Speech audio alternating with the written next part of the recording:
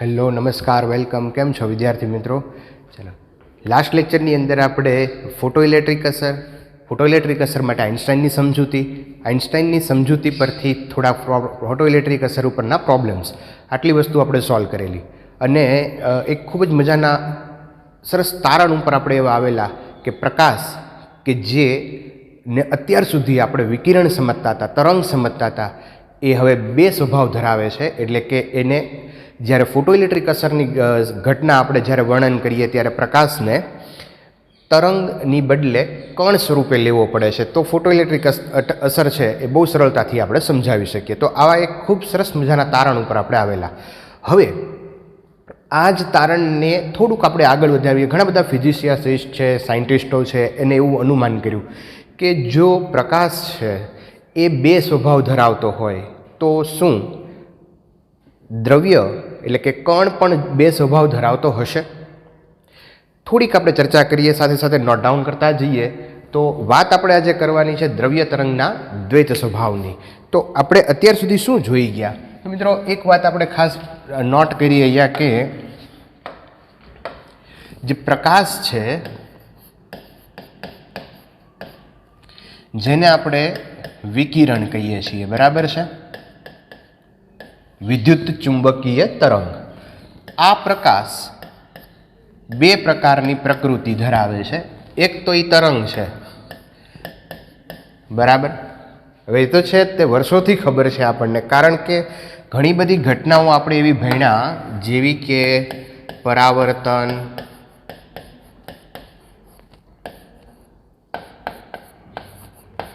વક્રીભવન,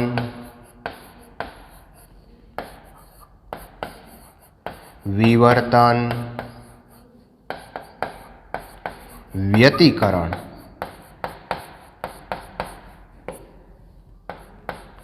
આ બધી જ ઘટનાઓ એવું બતાવે છે કે પ્રકાશ છે એનું તરંગ સ્વરૂપ છે, અથવા તો તરંગ સ્વરૂપ લઈને આ બધી ઘટનાઓ બહુ સરળતાથી આપણે સમજાવી શકીએ છીએ. બટ પ્રકાશ જે છે એ અમુક સંજોગોમાં કણ તરીકે પણ વર્તે છે. તો એના માટે આપણે એક મોસ્ટ ઇમ્પોર્ટન્ટ ફિનોમિના ઘટના જોઈ, ફોટો ઇલેક્ટ્રિક અસર. અચ્છા, એ સિવાય ક્રોમ્પટન અસર છે, પણ અહીંયા હું નોટ નથી કરતો, આપણે ભણ્યા નથી. ક્રોમ્પટન અસર છે, કાળા પદાર્થની અંદરથી ઉત્સર્જતા વિકિરણ માટેનો અભ્યાસ છે. આ પણ પ્રકાશનું કણ સ્વરૂપ છે એ દર્શાવે છે મિત્રો.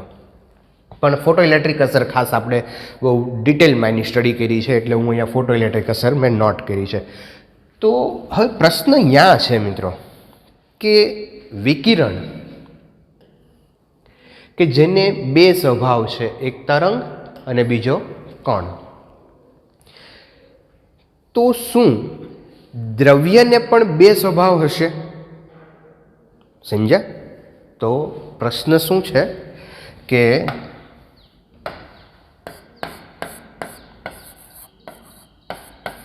દ્રવ્ય પણ બે પ્રકૃતિ ધરાવે?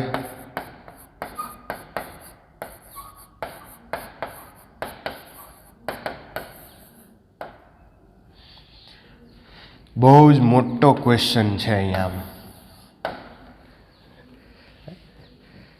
જો અચ્છા, તમને એમ કેમ વિચાર આવ્યો દ્રવ્યની જ કેમ વાત કરો, બીજા કોઈની કેમ નથી કરતા? મારીને તમારી વાત કેમ નથી કરતા? તો પહેલી વાત હું તમને એ કરી દઉં કે આખું બ્રહ્માંડ છે ને એ બે જ વસ્તુનું બનેલું છે. એક વિકિરણ અને બીજું જે છે એ દ્રવ્ય, બરાબર છે? અચ્છા, આ બે જ વસ્તુનું બનેલું છે. જો વિકિરણને બે સ્વભાવ હોય તો શું દ્રવ્યને પણ બે સ્વભાવ હોય? આ મજાની વાત કોણે બધાએ વૈજ્ઞાનિકોએ વિચારી કે જો વિકિરણને બે સ્વભાવ હોય તો દ્રવ્યને પણ બે સ્વભાવ હોય. નેચર લવ સિમેટ્રી, આવું કોણે કીધું? ડ બ્રોગલી. લुईस द ब्रॉगली એને વાત કરી કે નેચર છે ને એ સંમિતિને પસંદ કરે છે. નેચર લવ સિમેટ્રી, નેચર સંમિતિને પસંદ કરે છે. એટલે કે જો કુદરતે પ્રકાશને એટલે કે વિકિરણને જો બે સ્વભાવ આપ્યા હોય, તરંગ અને કણ, તો 100% કુદરતે દ્રવ્યને પણ બે પ્રકૃતિ આપેલી હોવી જોઈએ. શું વિચાર છે જુઓ તમે. નેચર, એક વાક્ય ખાસ યાદ રાખો, બરાબર. આજનો આપણો હેડિંગ કહે ને, અથવા તો જે મેઇન વાક્ય છે એ આ છે, નેચર લવ સિમેટ્રી. કુદરત હંમેશા સામ્યતાને પસંદ કરે છે. એટલે તને ઘણીવાર તમને એમ લાગે ને કે આ તો બહુ મારી કરતાં હોશિયાર છે, આ બહુ નબળો છે, અથવા તો આ મારી કરતાં બહુ સારું યાદશક્તિ એની સારી છે, એવું નથી. નેચરે બધાને સારી સરખી વસ્તુ આપી છે, સિમેટ્રી રાખી છે. નેચર લવ સિમેટ્રી. નેચરે બધાને સરખું આપ્યું છે, પણ એનો ઉપયોગ આપણે કેમ કરીએ છીએ, એને આપણે આપણામાં જે વસ્તુ પડેલી છે એને આપણે બહાર કેમ કાઢીએ છીએ ને એ આપણા ઉપર છે. બરાબર. ચાલો મૂળ વાત ઉપર પાછા આવી જઈએ. તો કુદરત કોને પસંદ કરે છે? સામ્યતાને, સરખાપણાને. નેચર લવ સિમેટ્રી. તો જો કુદરતે પ્રકાશને બે સ્વભાવ આપ્યા હોય તો ડેફિનેટલી કુદરતે દ્રવ્યને એટલે કે કણને પણ બે પ્રકૃતિ આપેલી હોવી જોઈએ. બરાબર. આવું કોણે કીધું? ધ બ્રોગલીએ. તો ધ બ્રોગલીની વાત કરીએ આપણે.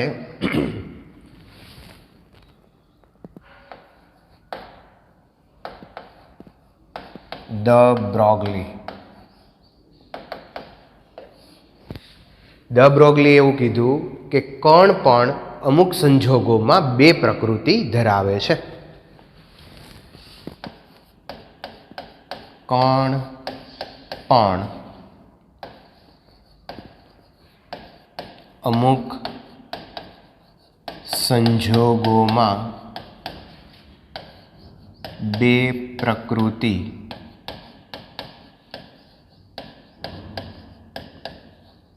ધરાવે છે. બરાબર. જેમ દ્રવ્યને વિકિરણને બે પ્રકૃતિ છે, એમ કણને પણ બે પ્રકૃતિ છે. તો કણ અમુક સંજોગોની અંદર મિત્રો એ દ્રવ્ય તરીકે વર્તે, તો એ તો વર્તે જ તે, કારણ કે એ તો વર્ષોથી વાત હાલે છે. પણ અમુક સંજોગોની અંદર એ તરંગ તરીકે પણ વર્તે છે. અચ્છા, હવે પ્રશ્ન એ થાય કે આ કણ એટલે કોણ? આ કણ કયા? તો કણ જે છે, હું વાત કરું છું, કણ એટલે ઇલેક્ટ્રોન, પ્રોટોન, ન્યુટ્રોન જેવા અતિ સૂક્ષ્મ કણ. આપણે કણમાં જ આવીએ, પણ આપણે આવી બે પ્રકૃતિ ધરાવતા નથી. એનું કારણ છે. કારણ 2 જ મિનિટમાં હું તમને કહું. કારણ કે આપણે કણ છીએ, પણ આપણા દળ ખૂબ વધારે છે, અને એને કારણે કંઈક આપણે જે તરંગ લંબાઈ છે એ તરંગની તરંગ લંબાઈ જેટલી નથી, અવગણ્ય, માપી ન શકાય એવી આવે છે. ડિટેલમાં ચર્ચા આપણે થોડી વાર રહીને કરીએ. બટ જે અતિ સૂક્ષ્મ કણો છે એ જ આ પ્રકૃતિ છે એ ધરાવે છે. દરેક કણ આવી પ્રકૃતિ ધરાવતા નથી. એટલે કે આપણી જેવા બહુ મોટા કણો છે, મોટા મોટા હોય ને બધા, એ મોટા મોટા કણો છે એ આવી તરંગ પ્રકૃતિ ધરાવતા નથી. નહીંતર તો મજા આવે ને, ઘરેથી અહીંયા આમ તરંગ સ્વરૂપે આવી જાવ, તરંગ સ્વરૂપે વહી જાવ, અને આપણા બધાના વેગ તો કેટલા હોય? પ્રકાશના વેગ જેટલા. તો મજા પડી જાય. પણ આપણને ભગવાને બે પ્રકૃતિ આપી નથી. બરાબર. અચ્છા, તો હું જ્યારે પણ એક વાત કરું કે ઇલેક્ટ્રોન, પ્રોટોન, ન્યુટ્રોન કે જે તરંગ પ્રકૃતિ ધરાવે છે, તો આવા અતિ સૂક્ષ્મ કણોની તમારે ધ્યાનમાં લેવાના છે, મોટા કણો નહીં. હવે આ હું તમને ફરી એક વસ્તુ ક્લિયર કરી દઉં મિત્રો, ધ્યાન રાખજો કે કણ એટલે કોણ? તો કે ઇલેક્ટ્રોન, પ્રોટોન અને ન્યુટ્રોન એ અમુક સંજોગોમાં તરંગની પ્રકૃતિ ધરાવે છે. એટલે કે કોઈ કણ છે અહીંયા, બરાબર, આ કણ સાથે તરંગ સંકળાયેલું છે. આ કણ સાથે કોણ સંકળાયેલું છે? તરંગ સંકળાયેલું છે. આ કણ છે એની સાથે આ તરંગ સંકળાયેલું છે. એટલે આવા જે તરંગ છે ને એને દ્રવ્ય તરંગ કહેવામાં આવે છે. બહુ મહત્વની વાત યાદ રાખજો. આવા જે કણ છે એને શું કહીશું આપણે? દ્રવ્ય તરંગ. તરંગનો આ ત્રીજો પ્રકાર છે મિત્રો. તમને યાદ હોય તો એક તરંગનો પ્રકાર આવે લંબગત અને સમગત તરંગો. તો લંબગત અને સમગત તરંગો કેવા હોય તો કે માધ્યમના કણો ઉપર આધારિત હોય, કે માધ્યમના કણોના દોલનો છે ને એ થતા હોય, એને કારણે તરંગનું પ્રસરણ થતું હોય, જેને આપણે યાંત્રિક તરંગો કહીએ છીએ. બીજા છે બિન યાંત્રિક તરંગો, કે જેની અંદર વિદ્યુત અને ચુંબકીય ક્ષેત્રના સદિશો છે એ હાજર હોય અને એને કારણે એનું પ્રસરણ થતું હોય છે. પણ આ તરંગની અંદર દ્રવ્ય તરંગો એવા છે કે જેની અંદર કોઈ કણ નથી કે જેનું દોલનો થાય અને પ્રસરણ થાય, કોઈ વિદ્યુત અને ચુંબકીય ક્ષેત્રના સદિશોય નથી કે જેને કારણે એ તરંગનું પ્રસરણ થાય. આ જે છે એ કોઈ દ્રવ્ય કણ સાથે સંકળાયેલું તરંગ છે, એને કહેવાય છે દ્રવ્ય તરંગ. બરાબર, કણ સાથે સંકળાયેલું તરંગ છે જે દ્રવ્ય તરંગ કહેવાય છે. બહુ મજાની વસ્તુ છે, અહીંયા એ ખાસ ધ્યાન રાખજો મિત્રો. અચ્છા, હવે અહીંયા તમે જુઓ એક વસ્તુ, તો દ્રવ્ય તરંગ આની જે ડિટેલમાં ચર્ચા છે ને એ આ દ બ્રોગલીએ કરી. હવે જો દ્રવ્ય છે એની સાથે તરંગ સંકળાયેલું હોય તો સ્વાભાવિક છે કે એને કંઈક તરંગ લંબાઈ હોય, કારણ કે તરંગનો આ મુખ્ય પ્રોપર્ટી છે તરંગ લંબાઈ. તો ડ બ્રોગલીએ એની તરંગ લંબાઈ આપી. ખાસ બહુ જ અગત્યની વસ્તુ અહીંયા હું લખવા જઈ રહ્યો છું. બરાબર, દ્રવ્ય તરંગની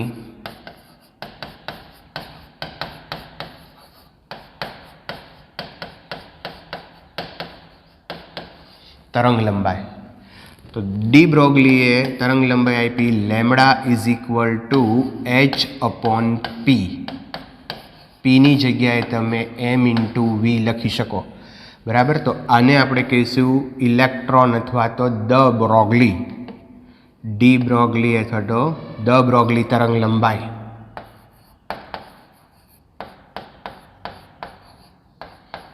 દ્ર બ્રોગલી તરંગ લંબાઈ.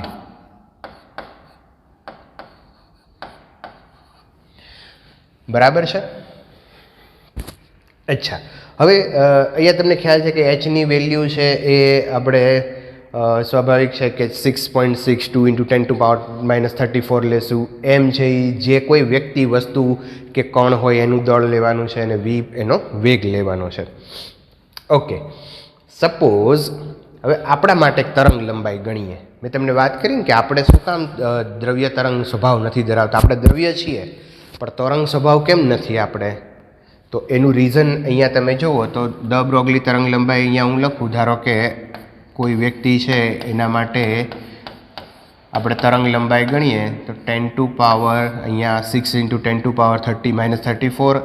દળ હું ધારો કે 66 kg લઈ લઉં. બરાબર, 66 kgનો વ્યક્તિ છે અને થોડીક બહુ ઝડપી દોડે છે. ધારો કે 10 મીટર પર સેકન્ડની ઝડપથી દોડે છે. ઓકે, ચાલો, તો અહીંયા શું થઈ જશે જુઓ તમે. અહીંયા આ પોઈન્ટ આપણે કાઢી નાખીએ એટલે અહીંયા 100 થઈ જશે. બરાબર છે, તો આ 66 કેન્સલ થઈ જશે. 100 ઉપર જઈ જશે તો 10⁻36 મીટર. તો જો કેટલી નાની આવી તરંગ લંબાઈ, 10⁻36 મીટર. તો આ તરંગ લંબાઈ તમે માપી ન શકો.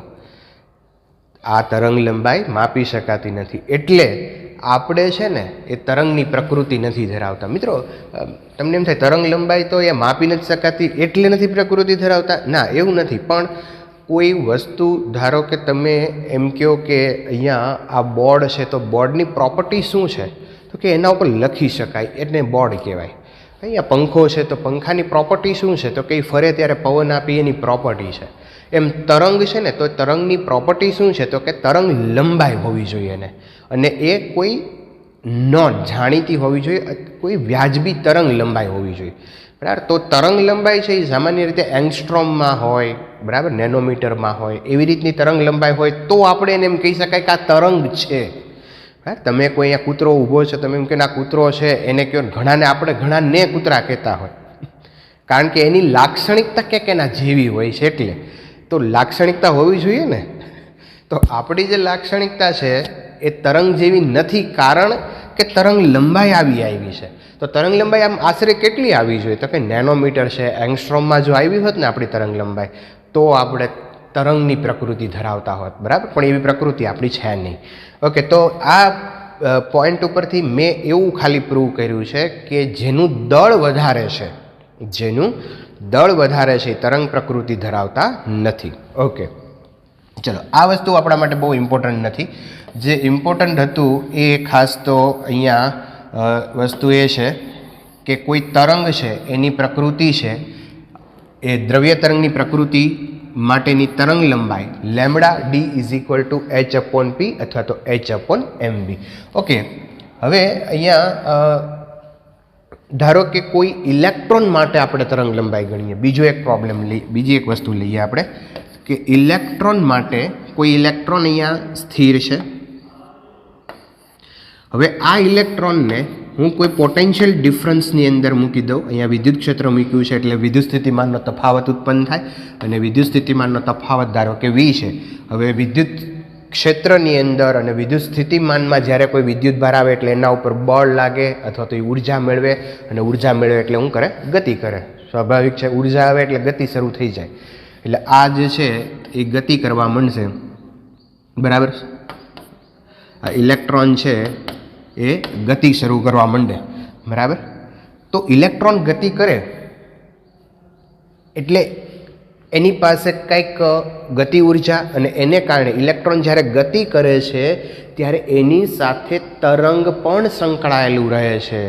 તો એ તરંગની તરંગ લંબાઈ કેટલી? ઓકે, આપણે કેલ્ક્યુલેટ કરીએ. અહીંયા જો ધ્યાન રાખજો ખાસ, કે max is equal to E into V લખાય. કે max is equal to E into V. બરાબર, આ ઇલેક્ટ્રોન પાસે ગતિ ઉર્જા ક્યાંથી આવી? પોટેન્શિયલને કારણે. ઓકે, કે મેક્સની જગ્યાએ લખીએ half mv² is equal two EV. બે બાજુ m વડે ગુણી નાખો. બરાબર, ચાલો m² v² એટલે p², અને અહીંયા લખીએ 2EVM. સ્ક્વેર કાઢી નાખીએ તો અહીંથી રૂટ કરી નાખીએ.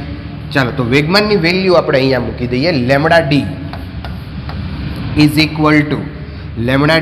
Equal to h/√2EVM.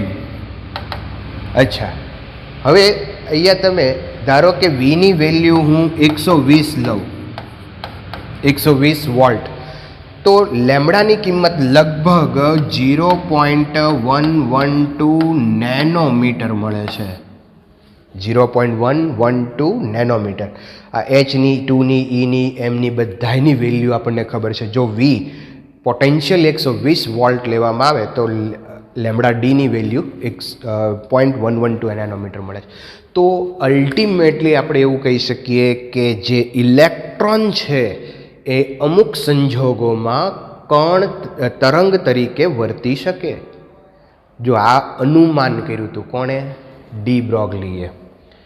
આ એક કહીને અભિધારણા, હાઇપોથિસિસ હતી. કોઈ એના પ્રાયોગિક પરિણામો નહોતા. કોઈ પ્રયોગને આધારે એવું સાબિત નહોતું થયું કે ઇલેક્ટ્રોન છે એ તરંગ તરીકે કામ કરે છે. પણ એક અદ્ભુત કહીએ ને, અથવા તો બહુ જ સચોટ અને બેસ્ટ વસ્તુ હાઇઝનબર્ગે આપી કે જો ઇલેક્ટ્રોન એટલે કે કણ તરંગ સ્વરૂપે પ્રસરતું હોય ને તો અમુક અનિશ્ચિતતા છે. શું અનિશ્ચિતતા છે એ જોઈએ આપણે. અહીંયા એક પાર્ટ આપણો પૂરો થયો. હવે હું બહુ મહત્ત્વની વાત કરું છું. અહીંયા મેં થોડું તમને એવું પ્રૂવ કર્યું કે ઇલેક્ટ્રોન એટલે કે કણ છે ને એ તરંગ સ્વરૂપ ધરાવે છે. બરાબર, હવે કણ અને તરંગની જે પ્રકૃતિઓ છે ને એ તો હાવ એકબીજાથી જુદી જુદી છે. તો એ એકબીજાને કેવી રીતે રિપ્રેઝેન્ટ કરે?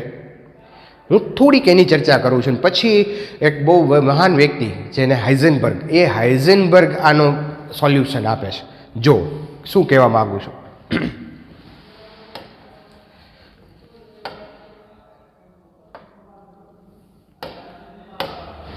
ઓકે, તો પહેલી વાત કે મિત્રો જે કણ છે ને એ કોને કહેવાય? કણ તો કે જે કણ છે એ ચોક્કસ સ્થાન અને વેગમાન ધરાવતું હોય.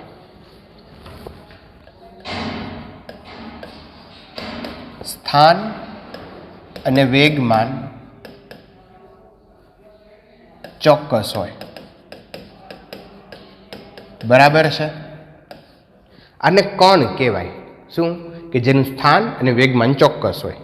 બરાબર. બીજું છે તરંગ. તરંગ આપણે 11મા ધોરણની અંદર ભણી ગયા એક પ્રગામી હાર્મોનિક તરંગ જે માધ્યમમાં સતત આગળ ને આગળ પ્રસરતા હોય.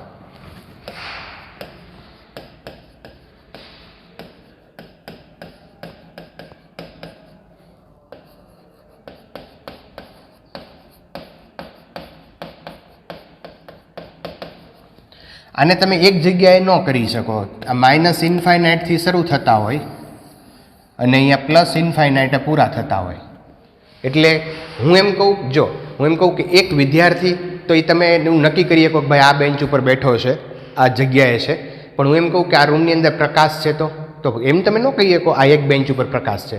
પ્રકાશનું પ્રસરણ આખા રૂમમાં છે અને વિદ્યાર્થી કે જે કણ છે એ એક સીમિત જગ્યામાં છે. સમજો છો ને તમે? કણ સીમિત છે જ્યારે તરંગ છે એ અસીમિત છે, ઇન્ફાઇનાઇટ વિસ્તારની અંદર પ્રસરેલું છે. તો આવું તરંગ કણને કેમ રિપ્રેઝન્ટ કરે અથવા તો આવો કણ તરંગ તરીકે કેમ વર્તે?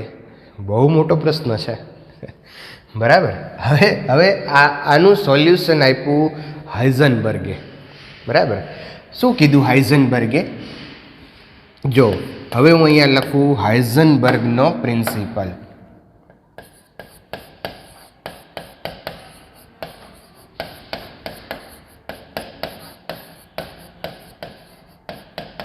હાઇઝનબર્ગનો સિદ્ધાંત. હાઇઝનબર્ગે એવું કીધું કે કોઈ કણ છે એની સ્થાનની અનિશ્ચિતતા ડેલ્ટા એક્સ છે.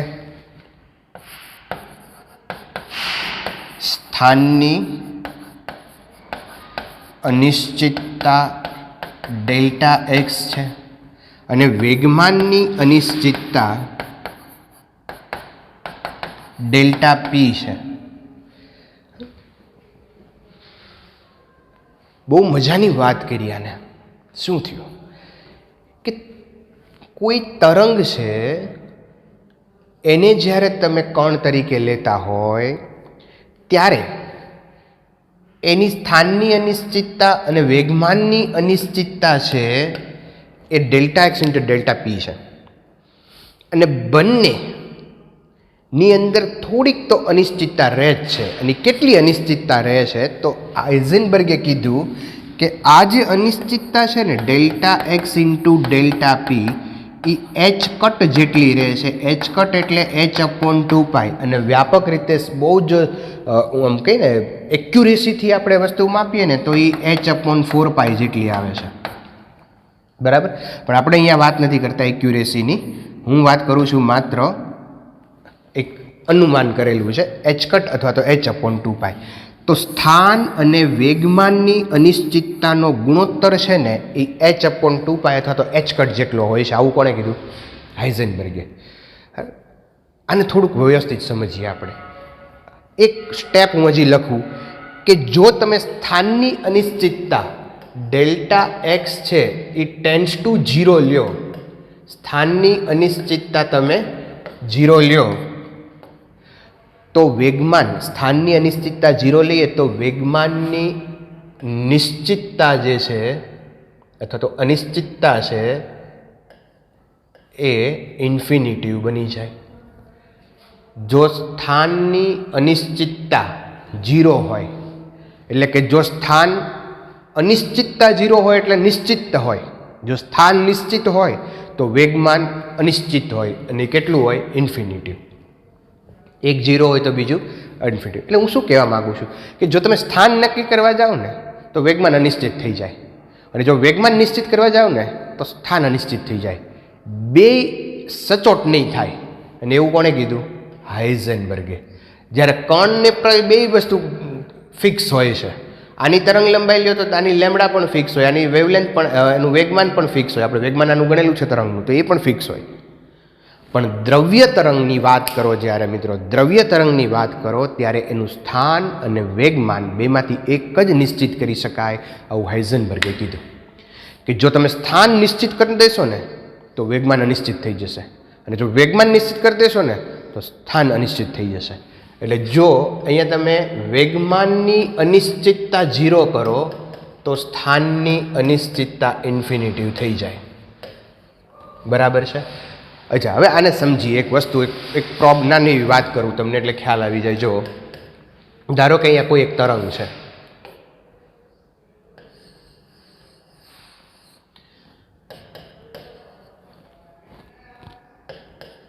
બરાબર.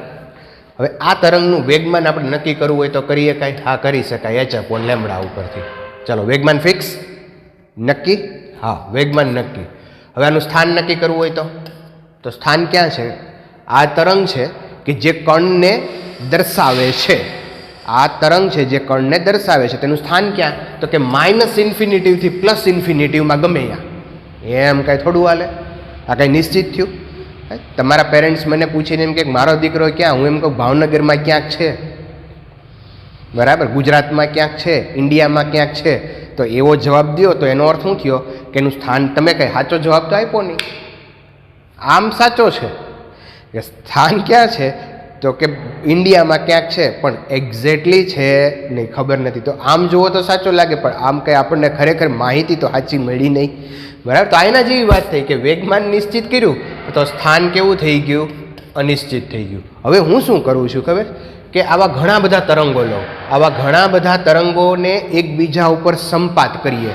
અને એકબીજા ઉપર સંપાત કરો ને તો જ્યાં સંપાતીકરણને કારણે અમુક જગ્યાએનો કંપ વિસ્તાર છે એ ખૂબ જ વધી જાય અને અમુક જગ્યાએનો કંપ વિસ્તાર ઘટી જાય. તો કંઈક આવું તરંગ આપણને મળે.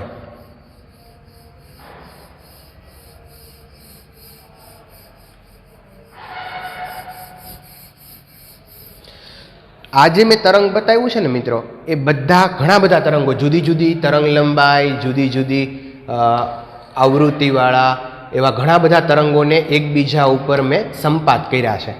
બરાબર. તમારા પપ્પા મને પૂછે, પછી બીજા કોઈને પૂછે, ત્રીજા કોઈને પૂછે, 50 વ્યક્તિને પૂછે તો તમારું સ્થાન ચોક્કસ થઈ જાય ને કે તમે ક્યાં છો, ખરેખર ક્યાં છો? તો કે ભાઈ મેક્સસમાં છે. કારણ કે એકાદો તો જેમ જેમ પૂછતા જાય એમ તમારી તરફ નજીક આવતા જાય, સચોટ માહિતી મળતી જાય. એમ જો ઘણા બધા તરંગોને તમે ભેગા કરો તો એ તરંગો છે એ આ રીતે આપણને પરિણામી આવું કંઈક તરંગ આપે. બરાબર. તો અહીંયા કંપ વિસ્તાર છે એ કેવો છે? મહત્તમ છે. તો મિત્રો અહીંયા કણ હોવાની સંભાવના છે એ મેક્સિમમ છે. એટલે કણનું સ્થાન નિશ્ચિત થઈ ગયું. ઘણું બધું નિશ્ચિત થયું કે અહીંયા કણ હશે. બટ કણનું સ્થાન નિશ્ચિત થયું, પણ વેગમાન કેવી રીતે ગણશો? તો વેગમાન ગણવા માટે વેગમાન કેવી રીતે ગણશો? હા, તો વેગમાન ગણવા માટે h/λ. પણ લેમડા કોનો લેશો? આનો લેશો કે આનો લેશો? તો લેમડા કોનો લેવો એ ખબર પડે નહીં. કારણ કે કેટલા બધાને પૂછ્યું છે. હું એમ કહું તમારા પપ્પા 50 વ્યક્તિને પૂછીને તમારા સુધી પહોંચે છે, તો ખરેખર કોને કારણે તમારા પાસે પહોંચ્યા હશે? તો એકને કારણે નથી, ઘણા બધા છે. એમ લેમડા તમે કોની લેશો? તો એકની ન લઈ શકાય, બધાની સરેરાશ લેવી. સરેરાશ તો અધૂરી માહિતી આપે, એટલે સરેરાશ પણ લઈ ન શકાય. તો મિત્રો આ વેગમાન કેવું થઈ ગયું? અનિશ્ચિત થઈ ગયું. જો સ્થાન નિશ્ચિત કરવા ગયા તો વેગમાન અનિશ્ચિત થઈ ગયું, અને વેગમાન નિશ્ચિત કરવા ગયા તો સ્થાન અનિશ્ચિત થઈ ગયું. એટલે જ હાઇઝનબર્ગે કહી દીધું કે ભાઈ વેગમાન અને સ્થાન એક સાથે નક્કી નહીં થાય દ્રવ્ય તરંગ માટે. વેગમાનની અનિશ્ચિતતા Δx રહેશે, સ્થાનની અનિશ્ચિતતા Δp રહેશે, અને બેનો ગુણાકાર કરશો તો મેક્સિમમ આની જે અનિશ્ચિતતા છે એ h જેટલી રહેશે. હવે સ્વીકારી લઈએ આપણે, નો નક્કી થાય કાંઈ નહીં, આપણે ક્યાં એમાં બહુ ઊંડા ઉતરવું છે. તો મિત્રો હવે આ બધી ચિંતા તમારે નથી કરવાની. જસ્ટ આ તો મેં સમજાવવા માટે વાત કરી. તો હાઇઝનબર્ગે આવું કીધું કે Δx × Δp = h/2π. બરાબર છે. તો અલ્ટિમેટલી અહીંયા મેં એવું કંઈક સાબિત કર્યું છે કે કણ છે ને એ પણ બે પ્રકૃતિ ધરાવે છે. એક દ્રવ્યની જે વર્ષોથી હતી, અને બીજી કઈ? તરંગની. તરંગ આ કયા કણની વાત થાય છે? તો કે ઇલેક્ટ્રોન, પ્રોટોન, ન્યુટ્રોન જેવા બહુ અતિ સૂક્ષ્મ કણોની વાત થાય છે. બરાબર છે. અને આ કણો છે એ દ્રવ્ય પ્રકૃતિ ધરાવે છે. અચ્છા મિત્રો, આની સાબિતી ડેવિસન અને ગાર્મર નામના વૈજ્ઞાનિકે પ્રાયોગિક રીતે આપી, જેની ચર્ચા આપણે આવતા લેક્ચરની અંદર કરવાના છીએ, બરાબર. અને થોડાક આના જે ફોર્મ્યુલા છે એ ફોર્મ્યુલા આપણે નેક્સ્ટ લેક્ચરની અંદર મેળવશું, બહુ જ અગત્યના, અને એના ઉપરના થોડા દાખલાઓ છે એ કરશું. ફોર્મ્યુલાની અંદર બે વસ્તુ, એક તો આ ફોર્મ્યુલા છે ને બીજું જે લેમ્બડા તરંગ લંબાઈ છે h/p ઓર mv, એના જુદા જુદા સ્વરૂપો આપણે મેળવી અને થોડાક દાખલાઓ છે નેક્સ્ટ લેક્ચરમાં સોલ્વ કરશું. તો તબ તક કે લીએ ટેક કેર, બાય, આવજો.